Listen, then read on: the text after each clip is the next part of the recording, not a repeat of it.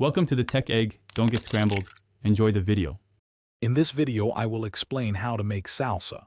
We'll dive into crafting a truly exceptional homemade salsa, focusing on a method that guarantees vibrant flavor and perfect texture every time. Forget bland store-bought versions. This approach emphasizes fresh, high-quality ingredients and straightforward techniques. You'll learn the secrets to balancing heat, acidity, and sweetness, transforming simple produce into a culinary masterpiece. Get ready to impress your friends and family with a salsa that tastes incredibly fresh and authentic, perfect for any occasion. For our perfect salsa, fresh ingredients are paramount. You'll need about 6 ripe Roma tomatoes, quartered, which provide a sweet and tangy base. 1 small white onion, roughly chopped, adds a crisp bite. For heat, 2 jalapenos with stems removed offer a pleasant warmth. You can adjust this to your preference. Don't forget 2 peeled garlic cloves for depth, and about 1/4 cup of fresh cilantro for that essential herbaceous note.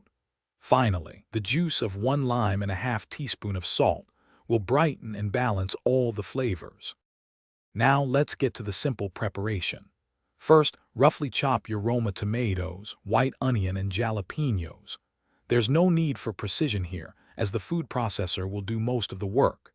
Next, combine all these chopped vegetables, along with your peeled garlic cloves and fresh cilantro, into a food processor. Pulse the mixture just a few times, about 3 to 5 pulses, until you achieve your desired chunky consistency. Be careful not to overprocess. We want salsa, not a smooth sauce.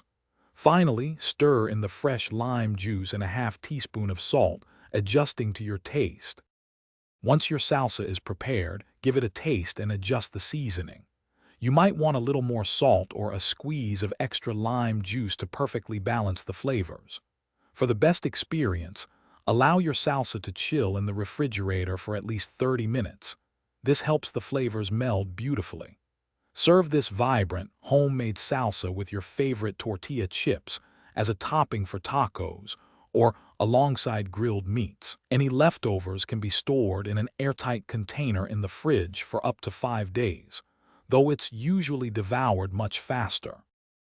Thanks for watching. Consider subscribing if I helped unscramble your problems.